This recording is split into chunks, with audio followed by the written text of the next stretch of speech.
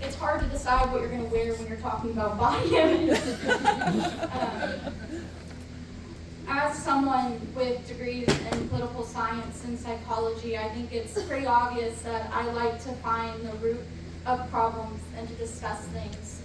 And as previous storytellers have touched on, when I realized I had body image issues in college, I kind of wanted to think about where they started from. And so let's go a few months back to Thanksgiving. Okay, now let's go back 24 years to Thanksgiving of 2000. I was born. I'm just kidding. Well, as kidding as someone can be, where if you're called a turkey baby every day, I think you might develop body dysmorphia at some point. And so I started to think, maybe it's when I chipped my tooth in the bathtub at the babysitter's when I was only 16 months and had just gotten my teeth in, and then had to grow up till I was 8 without 2 front teeth. Or maybe it's when we lived in El Paso and my mom took me to a hairstylist who only spoke Spanish and asked for a bob, and she proceeded to cut off all my hair when I was only 3 years old. And so the next few months I had to walk around with a bowl cut, to the point that one time my dad was yelling at me in a bowling arcade. He does that thing you do when you take the kid to the bathroom to chastise them so you're not doing it out in public. And as he's pulling me into the bathroom, some guy walks by and he says, "That's a nice little boy you have there." No, I think it's actually pretty clear where the root of my body image issues come from. And so we go back to first grade. And for the sake of, and if you didn't read the pamphlet, I'm at a law firm, for the sake of protecting myself and this boy and not to have any slander charges, we're going to call him Not Nathan.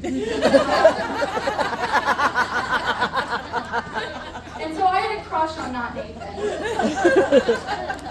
And one day we were on the playground, and I was climbing up this ladder, and Nathan, I can see him over there talking to his friends in the corner. And then all of a sudden he walks up to me and he taps me on the shoulder, and it's this picturesque moment of me on the ladder, and I gradually throw my hair over my shoulder and look at him, and I'm like, "Yeah." And he's like, "Can I talk to you?" I'm like, "Yeah." He's like, "I need to tell you something." I'm like, "Okay." And then he gets up into my ear and he goes, "Your butt crack is out." Oh, God. And just as visible as my butt crack on that playground, it was the visible crack that helped into my self-confidence that day. I don't think I talked to another boy until high school, maybe, because it played such a part in me, because I had this image of myself and who I was, and then it turned out that other people have unique thoughts. They don't think the way you do, and I began to actually question myself and what I look like on a daily basis. And for the sake of time, I think I can just skip over everything that happened to me in high school. We'll all be here for quite a while. But then I came into college at UGA, and I moved 4 hours away from home. And only 3 kids from my high school actually got into the university here. So none of which were my friends either. So it wasn't anyone I talked to on a regular basis. And so coming into a place where I knew no one, I didn't even really know who I was, I knew that I needed to find something. And it wasn't until I'm walking through the orientation at Ramsey, where they have rows and rows and rows of different organizations you can do, that I walked across the women's rugby team.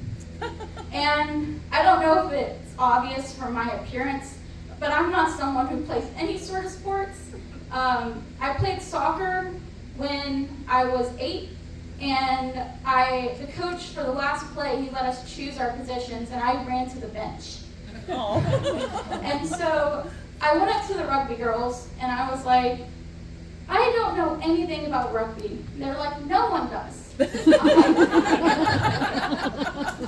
I don't really know the rules. And they're like, "Yeah, no one does. You'll learn them as you go." And then I was like, "I'm really out of shape." And they're like, "We can work on that." And so I joined the women's rugby team. And for those of you who don't know, rugby is a full contact sport with no padding. And I started to question to myself if I really had the capability to play any sport, And I walked into my first rugby gathering. And so this was for all the rookies. It was all the girls who had been on the team previous. And I walk in, and I'm so nervous. And one of the veteran players sees that, and she walks up to me. She says, "You look like a whore." I'm just kidding. That's not what she said. What she said is, "You look like a hooker." And so first, I didn't know whether to be offended because this woman's telling me I look like I sell my body, or complimented because someone would purchase me. And so, for those of you who don't know, a hooker is a player in rugby, and they're called a hooker because there's something called a scrum in which you're in a bear claw position. The hooker's in the direct middle, and they use their foot to hook the ball back. It's a completely genuinely nice term just to describe what the player actually does. And they're known for being short and thick because then they have better ground and they can cover more area to get the ball under them. And so as I started to play rugby, I learned that there's literally a position for any body type. And I began to learn that everyone there was so happy with who they wanted to be and who they were, because every body type was welcome. Like, hey, are you 200 pounds and can run fast? Yeah, we're gonna put you in front of that scrawny girl. Are you someone who doesn't want to get hit at all or ever touch another human being, but you can run fast? There's another position for you. There was such a wide variety in the sport that it welcomed everyone of every nature. And then I broke my hand. Not related to rugby. And so I was unable to play. And so my first 2 years of college, where all my friends had been made, was gone like that. And then I had to go into the job market. So I graduated, and I didn't have a rugby team to tell me how to love myself. But I did get an amazing boyfriend. And psychologically speaking, once you get a boyfriend and you're in a happy relationship, you actually end up putting on a little weight, so that didn't really help with coming to terms of liking who I was. And so I decided to start working for a law firm, and I'm currently a paralegal there. So if anyone gets in a car accident or has a slip and fall, please reach out to me. I can tell you where to go. But here, I was actually hired with no prior experience. And I remember the first time they made me make a client call, and they're like, "This is your client." And I introduced myself, and I said, "I'm your paralegal." And I felt like I was lying, but it's true. But nothing had qualified me to be to that point. But that didn't matter to that person. You know, they had been in a severe accident, and they needed someone to help them, to teach them, and to help fight the nasty monster that is known as insurance. And so I pulled myself up by my bootstraps, and I put myself into something that I had never done before.